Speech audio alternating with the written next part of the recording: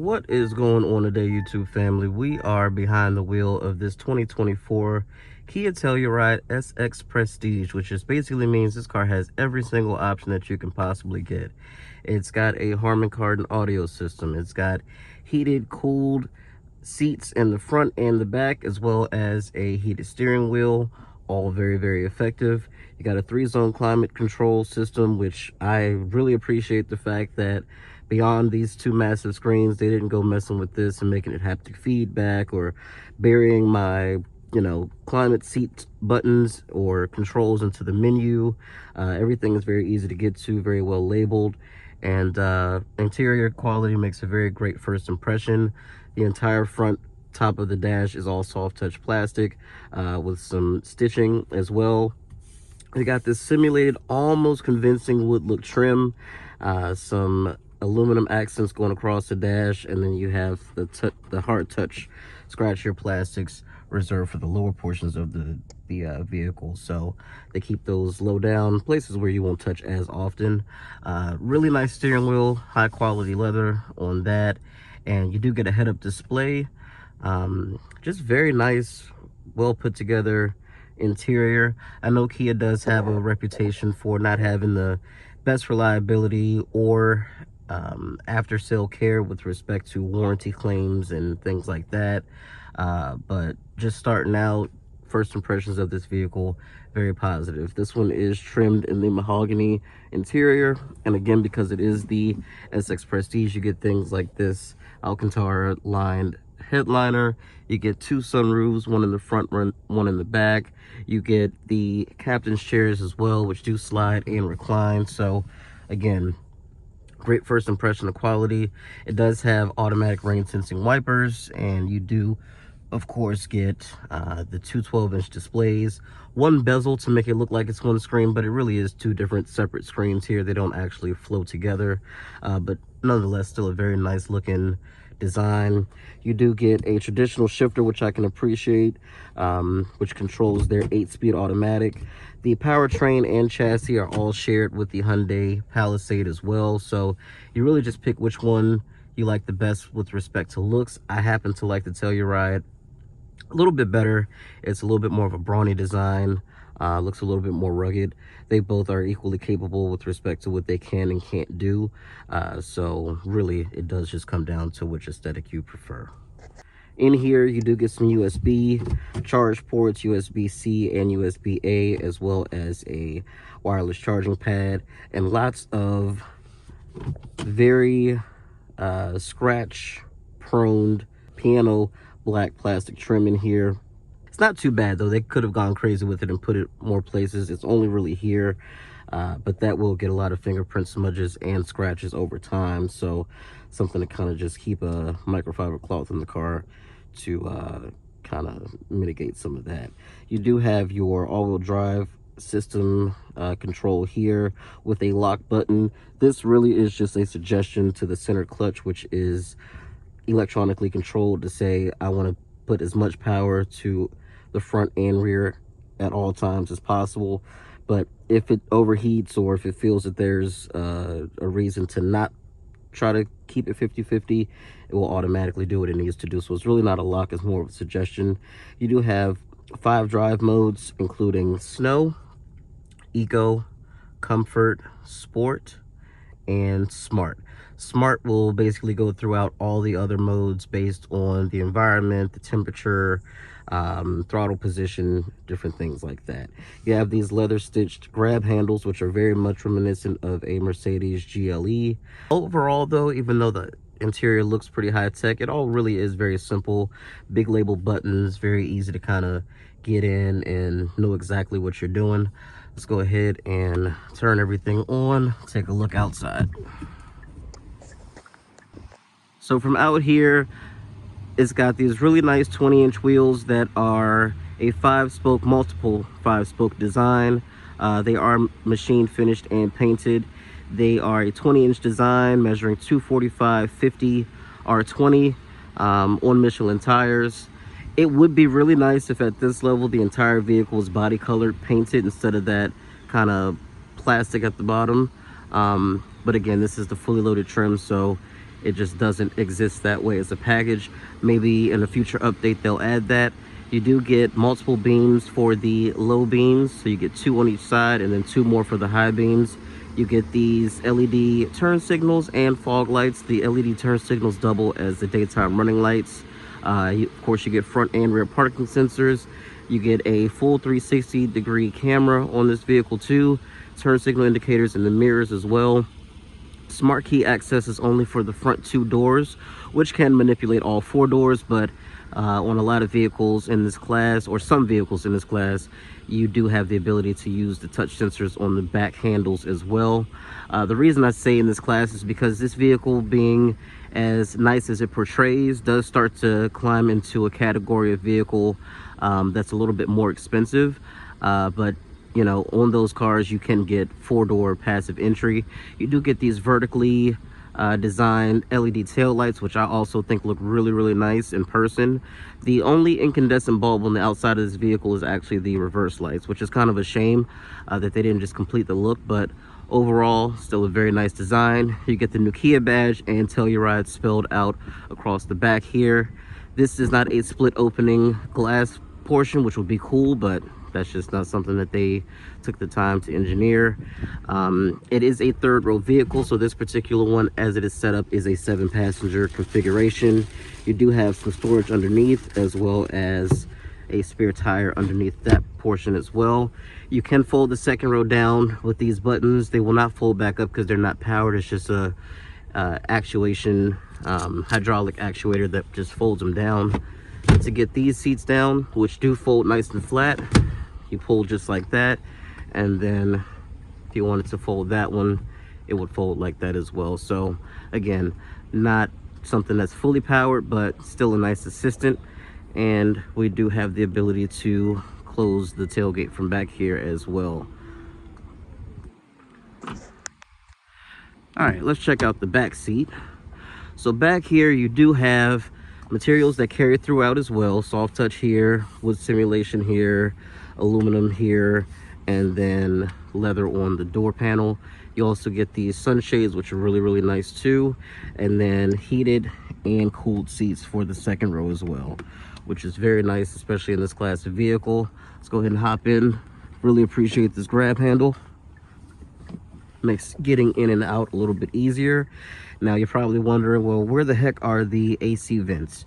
Well, they are in the roof just like an airplane. So you do have your climate controls here for the 2nd row of passengers, LED illumination as well. So very well put together interior, well thought out. You do get USB-C ports in the back of the seats as well, map pockets, and a little hook here too. So it is a very well equipped vehicle. Let's close the door. Door sounds, it's got a little rattle to it, I'm not gonna lie. And this car only has 1,300 miles on it, so it is fairly new. But yeah, full touch, automatic operation for the 1-touch windows, and that's going to be on all 4, which is appreciated too. And then we have this big sky view roof out here that even goes back into the 3rd row a little bit, so that is nice to have as well. Big cup holders, and of course you do have armrests here that fold down for the 2nd row passengers that do adjust in a very German style. And again, these seats do slide forward and backwards, and then you've got incredible amount of space, and of course they do recline as well. So again, very well thought out interior, makes for a great first impression of quality. Let's go ahead and pop the hood and talk about the powertrain. All right, powertrain time. So it is a 1-engine option only. There is no hybrid or plug-in hybrid or 4-cylinder turbo. It is one of the last vehicles in this class to soldier on with a naturally aspirated V6, and it is a pretty reliable motor. They haven't had a whole lot of issues with the engine with these cars. It's a 3.8 liter V6. It's producing 291 horsepower, and of course it's going throughout Kia's all-wheel drive system and their 8-speed automatic. It does run on regular gas, so that is a benefit. You'll probably average somewhere in the neighborhood of, like, I'm thinking 22, 24 miles to the gallon on regular. So I'll put the exact fuel economy figures up on the screen now, and you'll be able to see that. But Overall, I think it's a great looking SUV, and we're gonna hop in and take it for a quick spin. All right, guys, let's go ahead and get it in drive and set off. Now, let me show you what I meant by this camera. So you see how that looks? That's awesome. And shout out to the other Kia Telluride over there. But yeah, I think that's pretty cool, and that is very much an Audi thing. So just even more evidence of someone coming over from a German company into this Korean company and bringing some of the things that they know best with them. So pretty awesome feature in my opinion. Let's go ahead and take it for a quick ride.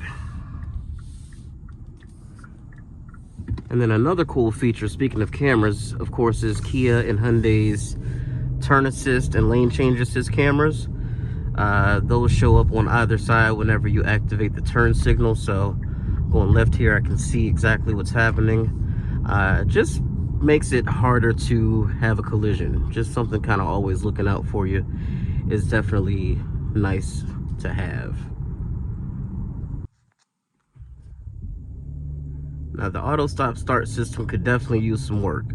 It is not as seamless as some others, and it does take a second to really reignite and kind of get you on the move. So that's one little thing that I've noticed, but so far so good. Ride is nice. It's nice and controlled, but it's not too wallowy or too soft. That is also a thing. You know, you can have a suspension that's just too soft and doesn't really support the chassis well. This is a good balance of smooth and soft, but also gives you some idea of what's happening with the vehicle. So that's nice too. Oh yeah, turn your signal on at the turn. We love that.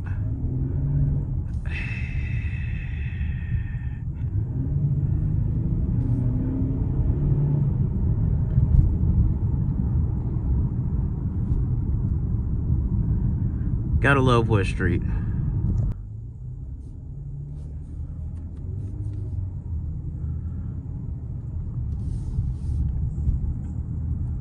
I like how the head-up display shows you your blind spot status as well.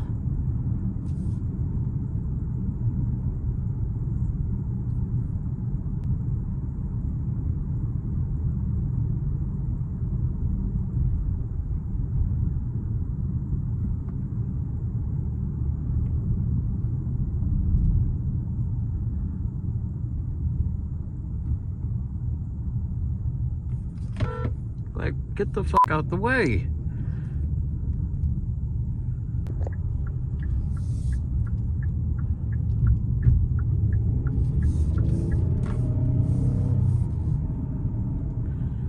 Definitely appreciate the fact that this vehicle has a V6 and not a 2-liter turbo like every other SUV seems to have these days.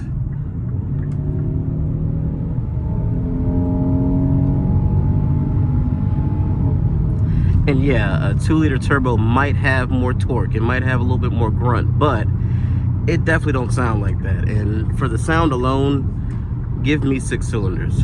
I prefer it that way.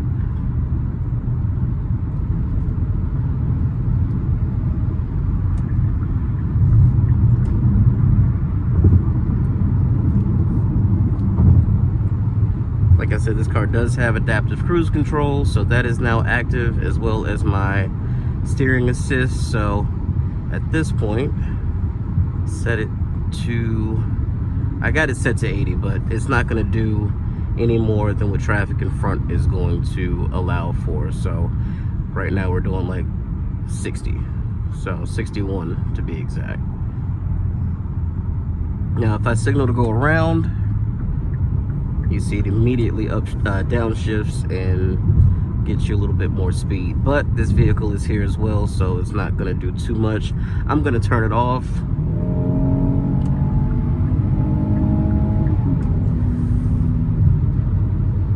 And I like the graphics of the tachometer. The closer you get to red line, it shows you where that red line actually resides, because when you're not up there, it doesn't show anything. But once you give it the beans, it'll show you exactly where the red line is. Smart mode automatically changes it over to sport, and yeah, gets you right on down the road. 291 horsepower, and a naturally aspirated V6 obviously is going to be realized a little bit higher up in the rev range, so it is willing to do it. And in my opinion, it sounds way better than any 2-liter 4-cylinder. I don't care what sort of sound symposium you add or augmented reality sound. It just doesn't sound good. 2-liter 4-cylinders in most cases sound like blenders, unless it's got an exhaust or there's some performance behind it. But just a regular old run-of-the-mill 2-liter 4-cylinder sounds like somebody's making a smoothie.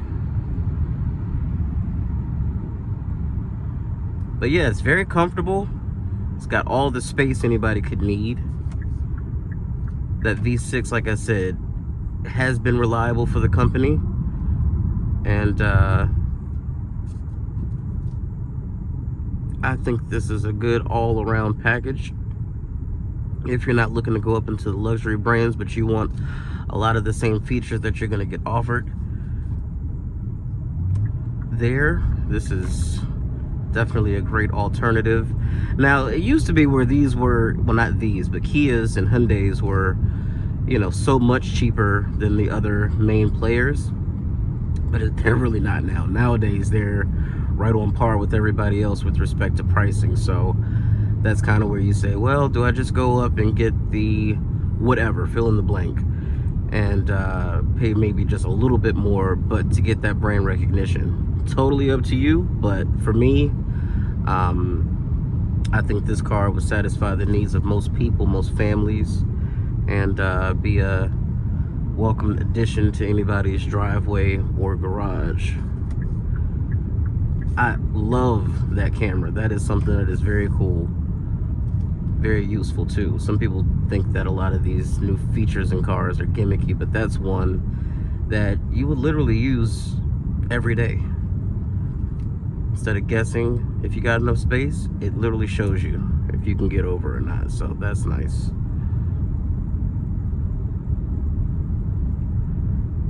The steering assist on this car works very well too, which again, if you watch my Genesis G70 review from a couple years ago, that thing was not great when it came to the steering assist. I don't know if it was that car, if it was having an issue, a malfunction, but it was just not working. It would kind of like let you get all the way to the side of the line and then kind of put you back over, but it wasn't even real aggressive about that. And you know, those are a lot more, well, not a lot more, but I mean significantly more expensive than something like a Kia Telluride or a Hyundai Palisade, and this has the better steering assist. Like, it wasn't doing this. It wasn't keeping me centered in the lane. It wasn't doing the steering for me. It was more of a reactive system than a proactive system. So definitely like that better with these models, and you get it for less money.